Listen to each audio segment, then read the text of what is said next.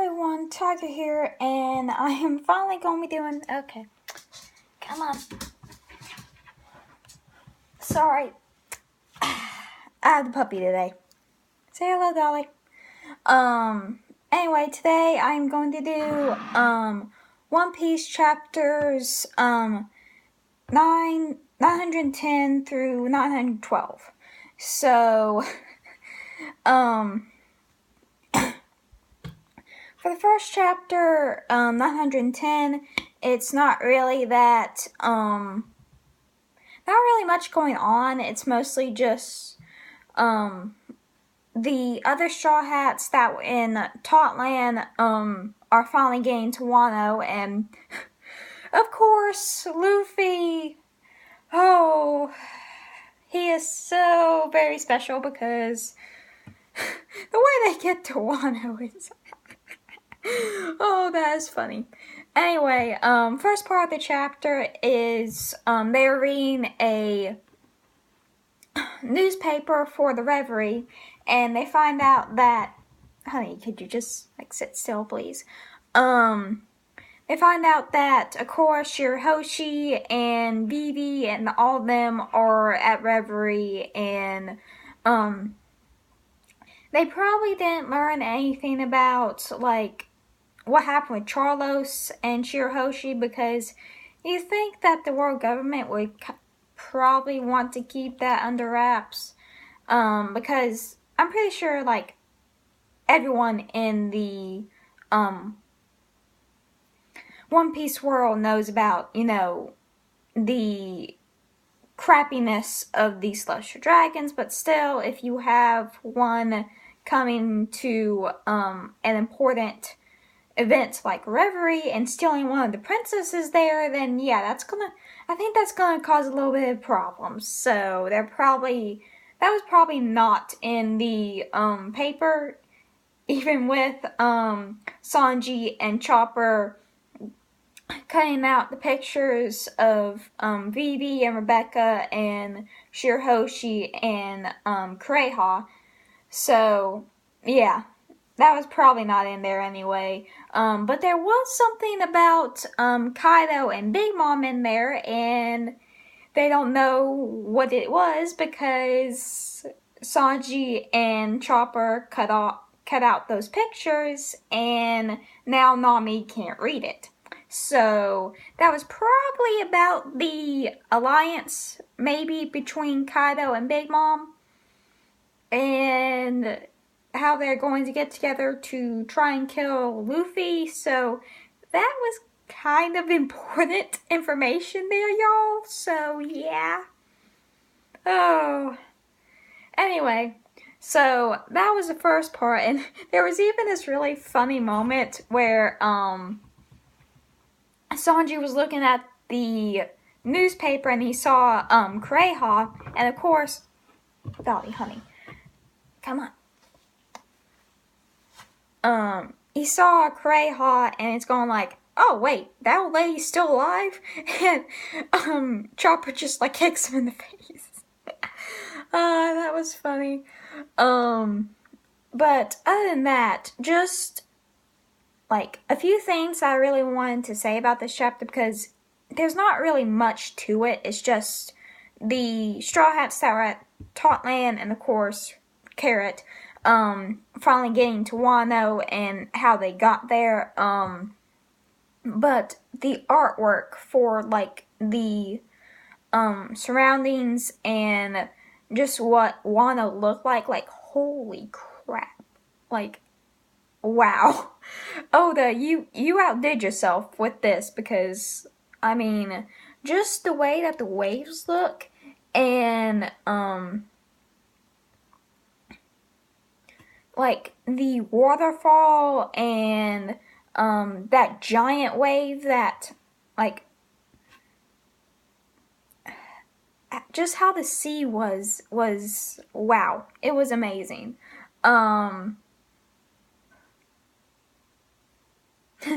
So they're trying to find out how to get to Wano, and they're just going wow, this sea's really rough. There's always bad weather, so we're gonna have to find out how to get there without Kinemon's instructions, because he's not answering the Dendemushi. So what ends up happening is there's this giant school of koi. And it's actually kind of funny because like the day before I read this, my aunt actually brought home like 2 koi fish from the like pet store, so I honestly found that kind of funny. And of course, what does Luffy do but try to eat them? So he literally, like, these are giant koi, like the size, like probably, well, not exactly the size of the Sunny maybe, but still pretty big. Actually no, I think they are about the size of the Sunny. So of course Luffy stretches out, tries to grab one. Instead, of course, being as big as the Sunny, he gets flung onto it and is basically riding it like a bull. And Luffy is telling the fish not to resist, and literally like all well, I don't know if it's all of the Straw Hats that are there or just like Nami, but she's just yelling, "Of course it's trying to resist, Luffy!" And my favorite moment in this chapter has to be when Nami yells, "Why are you always like this?" Because it's funny because it's just Luffy, and the Straw Hats, like, they should be used to this by now because this is prime Luffy. But it's just funny how it's like, you idiot! We are in the middle of a giant storm with waves that easily eclipse our ship, and the Sunny is not small. So, yeah, it's just like, you idiot, we need our captain right here on this ship, not riding a giant koi, trying to get it to stop resisting so you can eat it. Lord above, I love these guys. So they finally get to the waterfall, and everyone's like freaking out, of course. So Luffy, of course, finally gets back to the ship, and he stretches out his hands and grabs the 2 koi by their like mouths to pull them up the waterfall, and so after that, it's just, we see Luffy on a beach with the Sunny and nobody else is around. So, it reloaded, so just let me get this back down here. And of course, while he's laying on the beach, a crab comes up and pinches his nose. Of course, that's duh. Oh, and also when they get to the top, they end up running into a waterfall, and not waterfall, sorry, whirlpool. So Luffy wakes up, and there's this I think it's called a Koma Inu, which is a half lion, half dog from Japanese mythology that is don't know if it's attacking, excuse me please, attacking the ship or if it's, I don't know. But Luffy does say, "Hey you, don't damage my ship."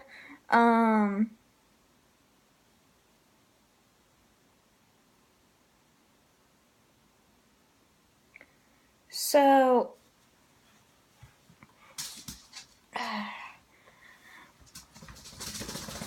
the Kama Inu, I guess he stops attacking the ship. But then there's this giant baboon with a katana. And Luffy, Lord, love this guy.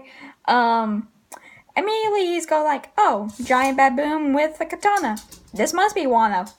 Because of course he doesn't know, because he blacked out when I guess the ship landed, and can't remember exactly what happened. So he's just going like, giant baboon with a sword. Okay, this must be Wano, because I mean he's carrying the sword. Wano's known for swords. Okay. Oh Lord, I love that guy. Okay, so that's chapter 911. 910. Next is 911. And we have this really nice cover page for 911 that is kind of funny. Dolly, what are you doing? It's the Straw Hats, I guess, going to the movies, but Luffy ends up just wrecking everything by running by them and just sending everything that they've been carrying, which I think is popcorn, drinks, some boxes that Frankie's carrying, just everything just goes flying. Apparently Luffy's lunch was stolen by a cat, duh.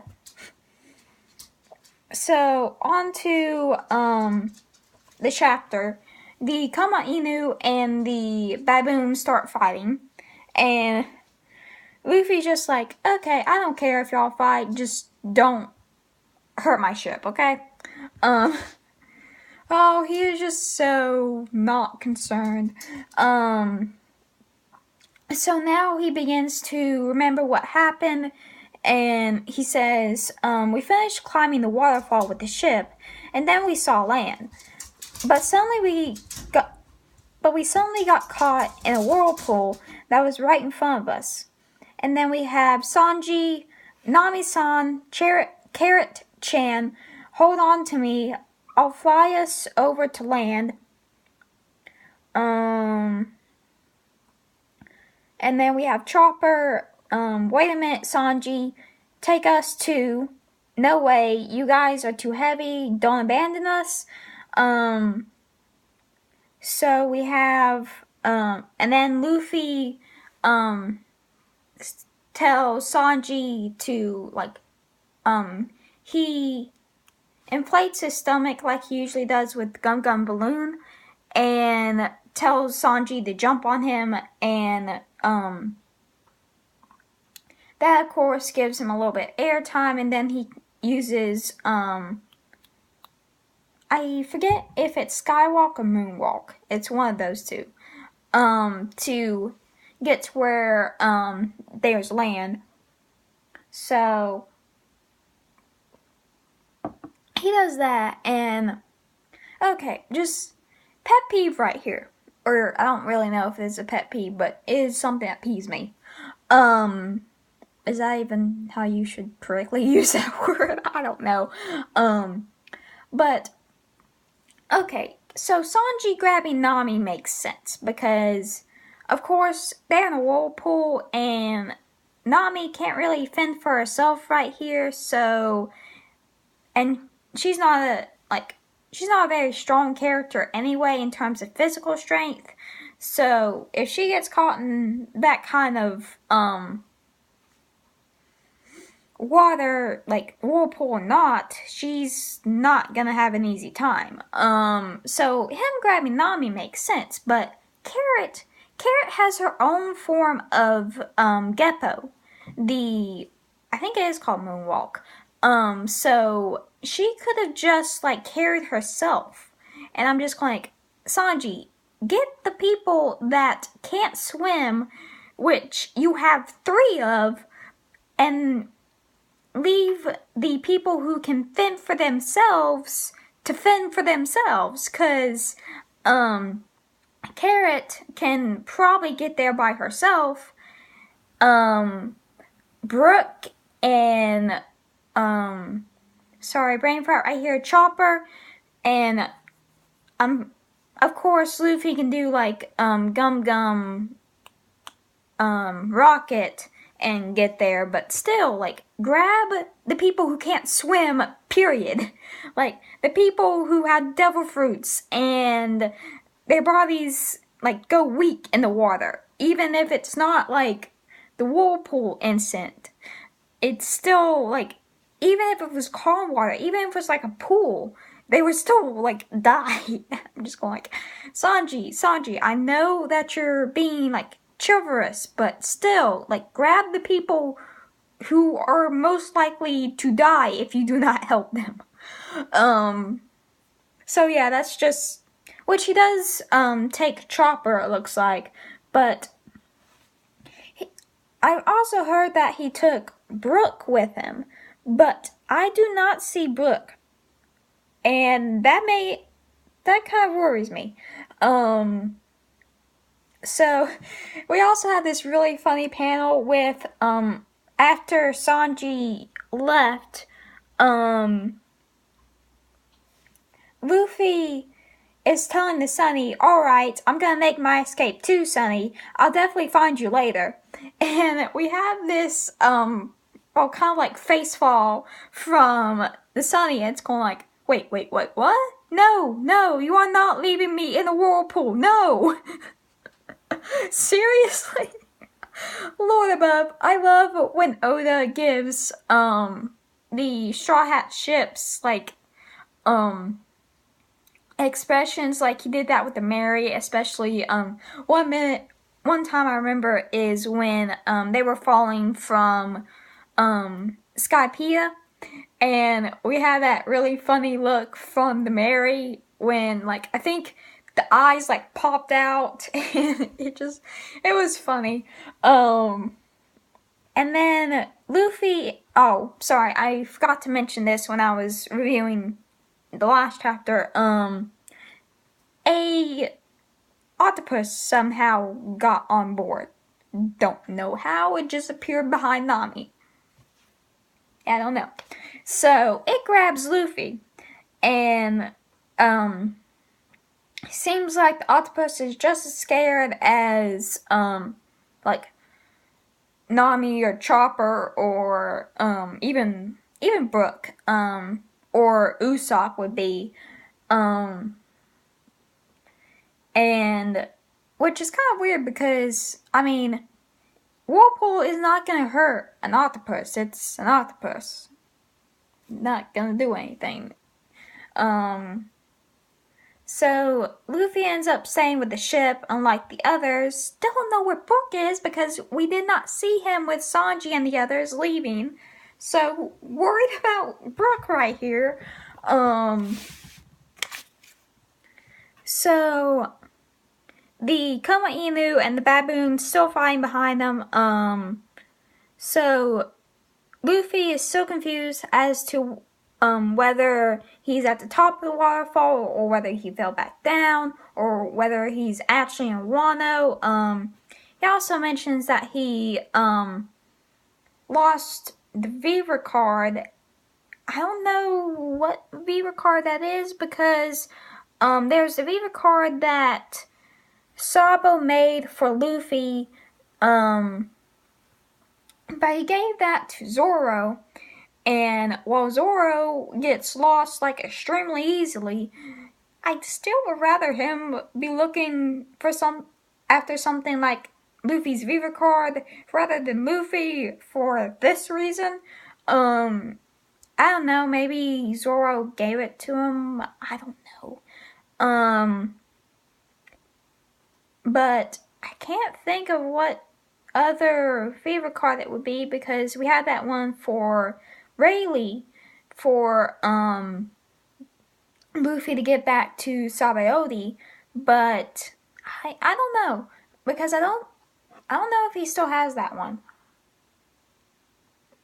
So Luffy at first is freaking out because he lost it, and then he's just going, oh well, nothing I can do. I love this guy.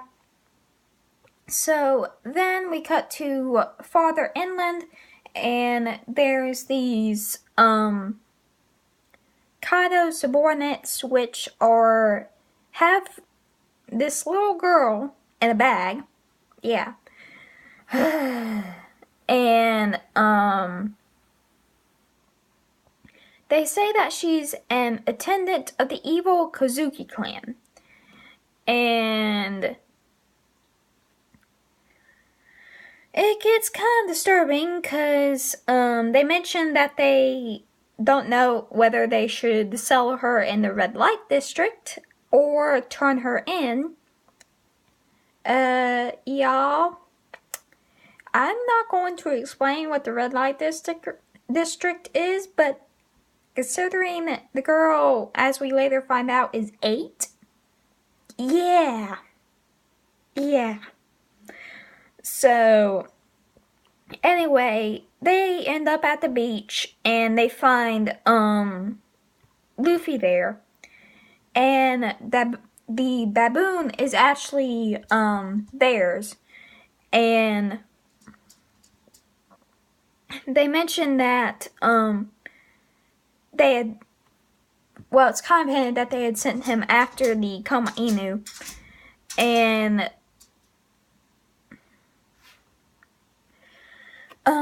they contact this person named Headliner and tell him that a ship has entered the country illegally, and Headliner asks, is the whole crew there? And they respond, I only see one person.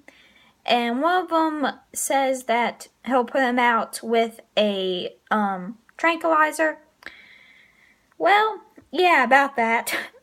So Luffy just like swings back with his fist and just like, I think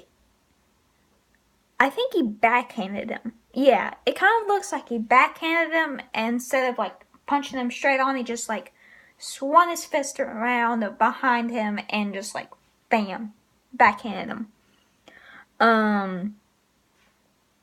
So that guy's out. The little girl is looking out of the bag and she's shocked. We get this really, really nice smirk from Luffy as he asks, who the heck are you? And the other Kaido minion is going like, oh crap, that bastard. And Headliner is, I'm guessing, on a Dendemushi somewhere. I actually don't see it. Yeah, I don't see a Dendemushi or anything, but it has to be there.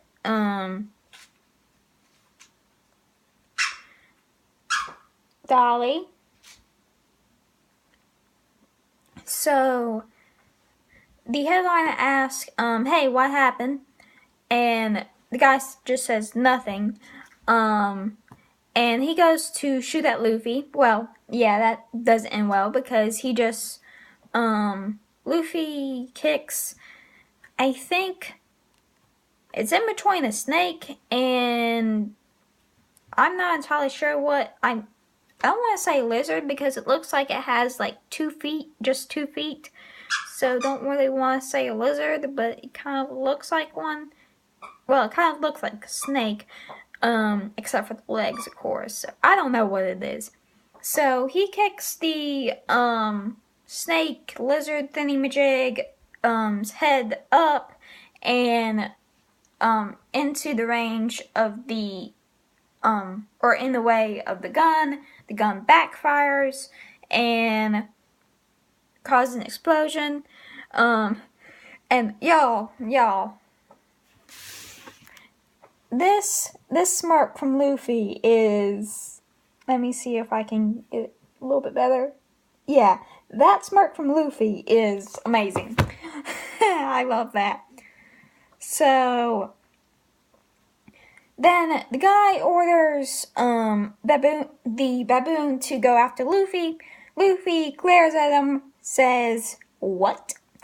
And the baboon instantly just backs down, going like, yeah, I don't think I'm gonna fight you. So obviously conquers Haki right there.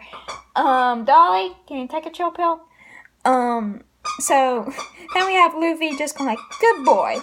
And then we have the guy yelling, why are you chickening out? Then the little girl ends up, I guess, escaping from the bag and just slams the guy upside the head with a wooden stick. So then we finally get to meet the girl in, like, proper fashion. And her name is Tama. And she is simply adorable. So she ends up, like, raising her hands, and Luffy's just going like, what are you doing? And, of course, the little girl just saw him take down 2 members of Kaido's forces without much problem. Actually, no problem at all. So, of course, she's just going like, I'm surrendering. I don't know who you are. I don't know what you're doing here. So, yeah, I'm surrendering.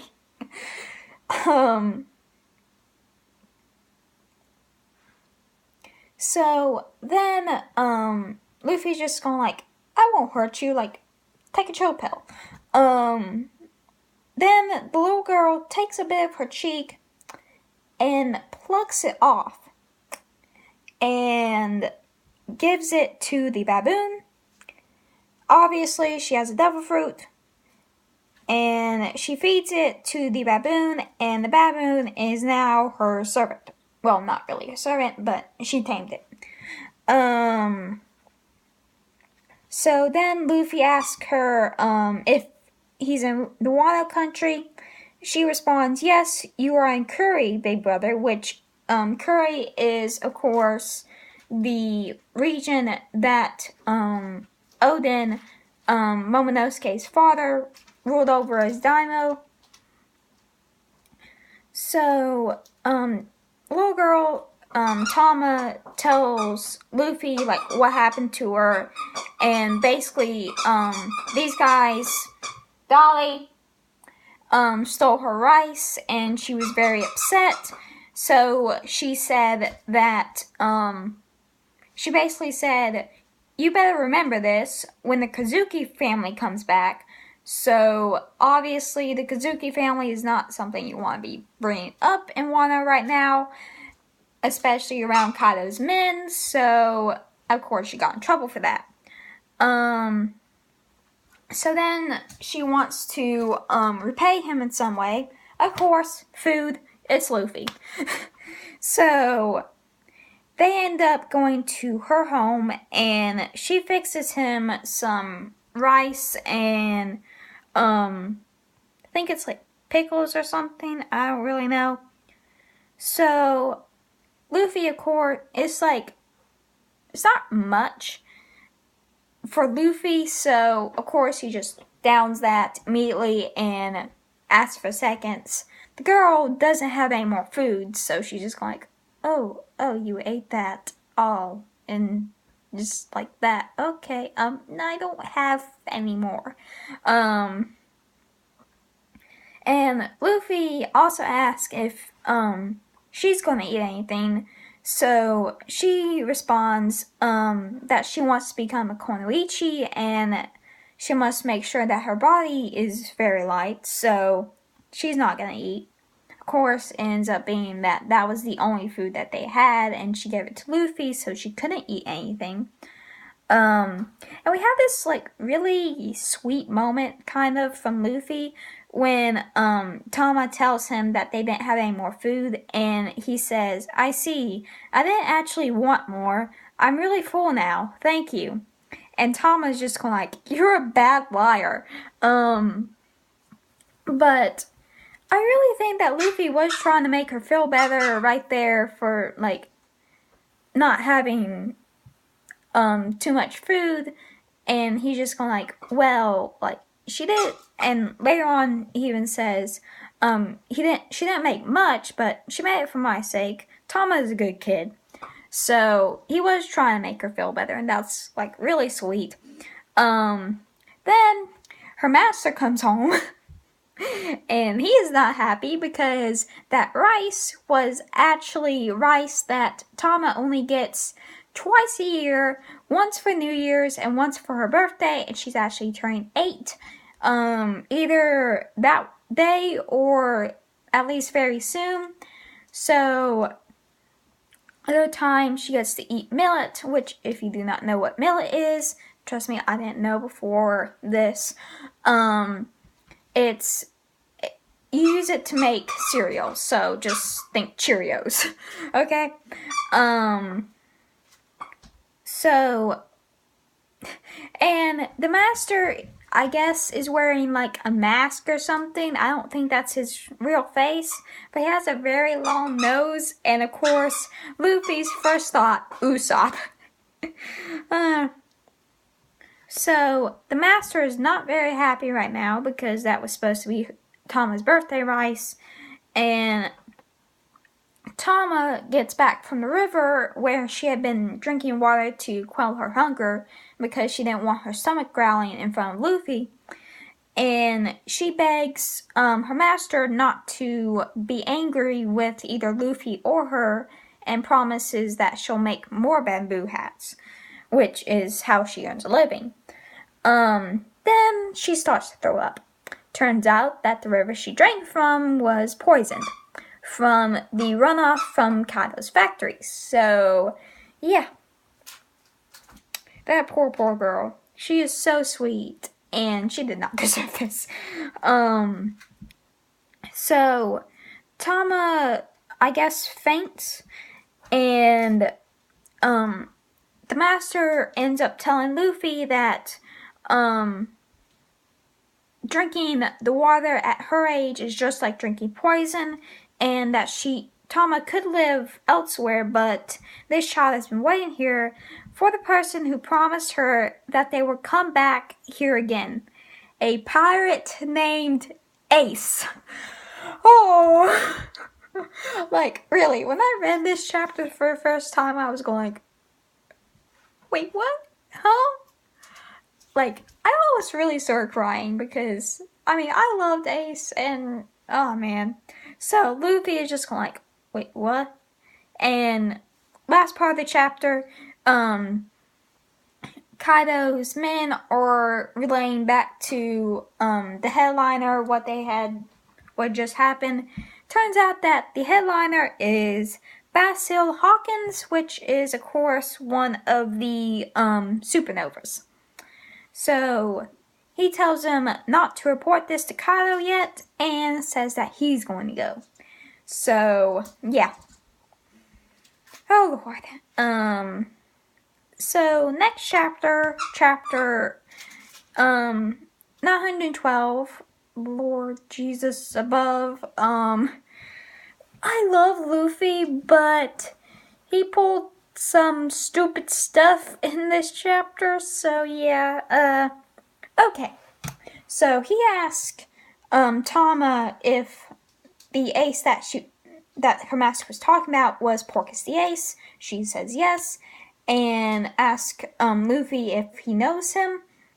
Luffy says, yep, he's dead. Just, like, flat out, just, he's dead. Luffy, honey, you just told an 8-year-old girl who just drank literal poison and has been undernourished and has been waiting in the same spot for like 4 or 5 years for this person to come back and fulfill that promise to her, and you just told her just so very bluntly, yep, he's dead. Like, Luffy, honey, no, that is not the way that you tell news like that. Like, no, that is not the way you do that. So, first thing, Tama does is just tell Luffy, no, you're lying, you're nothing but a liar. Then she passes out. So, the master, which is Tenguyama Hitetsu, yells at him and is going like, what the crap is wrong with you? You do not tell that to an 8-year-old girl. Like, especially one in her condition. Like, no, what is wrong with you? And then he asks who Luffy is. Luffy responds, "I'm Luffy, the man who will be the Pirate King. And who exactly are you, old man?" Luffy, honey, why did you not just say that you're Ace's brother? Like, all through this chapter, he never tells either Hitetsu or Tama that he is Ace's brother. Like, does not mention it at all. Even later when he's taking Tama to the hospital, and she like wakes up and starts like beating on him and like stretching his cheeks out and just yelling at him, still does not tell her, well, I should know because Ace is my brother and he died in my arms, so like, I mean, maybe not tell her that Ace died in his arms, but still, like, tell him that you're his brother. Like, really? So, we eventually find out that the village where, Tama is, and Hitetsu is saying, was once called, Amigasa Village, and that it was destroyed, over a year ago by, X-Drake, which is another, supernova, one that can turn into a little dinosaur. Lord above, I love devil fruits. And then he goes on to tell him, well, now basically the only prosperous place left in Wano is the flower capital where Orochi the Shogun lives, and the rest has just become this lawless wasteland because of Kaido's tyranny. Then he tells him about 4 years ago when the village was on the edge of like dying of a famine, and this pirate crew washed up on shore with their ship, of course, Ace, and they tied them all up and stole all the food from their ship, and after they've finished eating, Ace, of course, breaks free very easily. It looks like it was just rope, of course, Ace being, made of fire. Very easy to get that off. And they all thought that he would be mad and try and attack them. Of course, Ace being Ace, just says, oh, where can I find y'all some dessert? So, very, very sweet moment. So, Hitetsu gives Luffy a top knot. I want to know how that works because Luffy does not have enough hair for that, I don't think. Neither does Zoro, for that matter. Because his is way shorter than Luffy's. And a kimono, which is all patched up, but at least he looks somewhat like a Wano citizen. So, he proceeds to take Tama to a hospital, also picks up the sword. Guess what this sword's name is? Nidai Katetsu. Oh, Lord above. Oda, I love you. Because, like, literally, I mean, pretty much everyone's kind of figured that Nidai Katetsu, or one of the Katetsus, would be brought up in this arc, because it's Wano, it's, like, swords everywhere, so of course, Nidai Katetsu would probably be brought up somewhere, or, Shodai Katetsu, but so very soon, and apparently by the guy that, apparently Hitetsu is the descendant of Katetsu, which is the person who made the Katetsus. So yeah, that's a thing. So Luffy just says, oh, okay, I'm borrowing it, And Hitetsu's like, no, that is cursed. Why would you want to borrow it? And also, you are carrying Tama. I don't want anything to happen to her. No. And then Luffy's going like, oh, well, let me borrow your sword. And he's going like, no. Like, my sword is very well known too. No. So, Luffy just runs off with the Nidai Kitetsu. And, he ends up getting a ride from the Koma Inus. So here's where Tama wakes up, and she's of course very upset, starts beating Luffy and telling them that Ace was gonna come back and all this. And we also had this really short flashback where she's asking Ace to take her out to sea with him, and Ace promises that they'll come back when she's older in a konoichi. So they finally made it out of the forest, and it's straight up a wasteland, just like Hitetsu said. Luffy finds these animals, but he can't eat them because of the landscape being... Dolly, what in the blessed world are you doing? Dolly. Being poisoned from Kyle's factories, so while they're not dying from the poison with like the water being poisoned and them drinking it, they're just as poisonous as everything else. So, Tama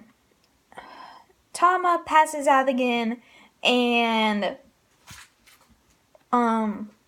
Luffy's going like, oh crap, she's getting worse.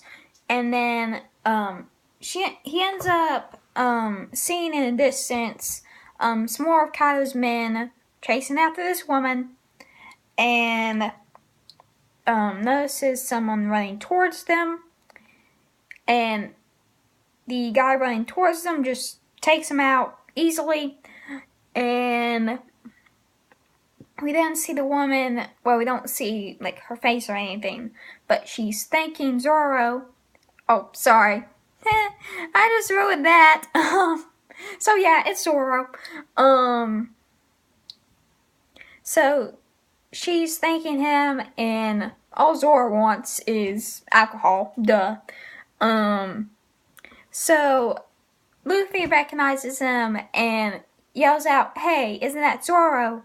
And Zoro recognizes him and says, so you're finally here. And we actually get this really sweet moment where Luffy just jumps off the Koma Inu and just hugs Zoro.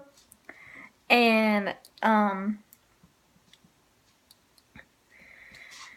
Luffy sees that Zoro has some meat, and so Zoro doesn't know about the poison animal stuff, so he's been eating them.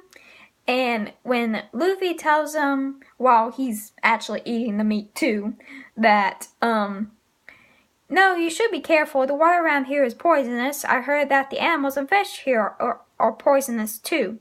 Of course, Luffy is very resistant to poison, so that's probably not going to hurt him any. And Zoro just says, I see, so that's why my stomach's been hurting. No joke. So then Luffy tells Zoro he better jump on because they need to take Tama to a doctor. And Zoro is just going like, wait, she looks horrible. Why in the blessed world did you stop to eat, you idiot? So, of course, before they can go anywhere, Hawkins shows up and basically challenges them to a fight and says, in the Wano country, there are only two options. You can follow the strong or disobey them and live your life in hiding. So then we get this really, really awesome shot of both Zoro and Luffy getting ready to fight Hawkins. And Zoro says this, Luffy, Kinemon said this, don't cause a disturbance. And both of them are reaching for their swords. Luffy, honey, swordplay is not your strength. You're liable to slice Zoro's other eye if you use that. And then Luffy, grinning, says, "Alright then, we'll just have to apologize to him later." And, okay. Of course, if you have Zoro and Luffy together, they're gonna get in trouble. Like, that's them, okay? So, poor Kinemon, like, which then again, he should expect this by now. It's Luffy. It's the Straw Hats. It's gonna happen. Plans tend to fall apart at the seams with these guys. So, yeah, poor Kinemon. So, that's the chapters. Hope y'all enjoyed, and I will be seeing y'all next week. There's a break for One Piece next week, so, only Taizai next week, and of course there was a break for Taizai this week, so, evens out. And hopefully I will be getting, Eden Zero done, maybe, next week. Because, like, yesterday I was sick, my apologies. And then Saturday I was at a friend's house most of the day, so, anyway, thank y'all for watching, and I will see you next week for the newest, Taizai chapters.